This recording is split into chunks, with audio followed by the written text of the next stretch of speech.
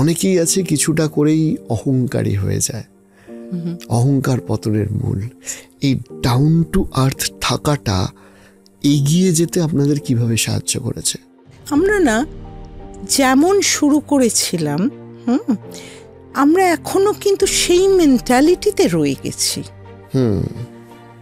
মানুষ হিসাবে। হ্যাঁ, বিকজ মানে বাপি একটাই কথা বলতো যে সিম্পল লিভিং আর হাই থিঙ্কিং, এটা ছোটবেলা থেকে এখানে কিন্তু ঢুকেছে। অনেক বড় বড় ভাববে, কিন্তু তোমার চলা, থাকা, খাওয়া, everything should be very simple. যার জন্য কোথাও আমার মনে হয় না সেভাবে আমরা অতটা কিছু চেঞ্জ হতে পেরেছি। একটু তো থ্রু 40 years একটা হালকা চেঞ্জ তো আসবেই, কিন্তু বেসটা আমাদের চেঞ্জ হয়নি। আমার মনে আছে ইভেন যখন গাড়ি কিনতাম তখন স্যার বলতো 4টে চাকাওয়ালা একটা গাড়ি হলেই হলো, কি মডেল নেবে তাতে কি এসে যায়, you just need to go from Survey Park to Salt Lake, that's it. মানে that is how we R.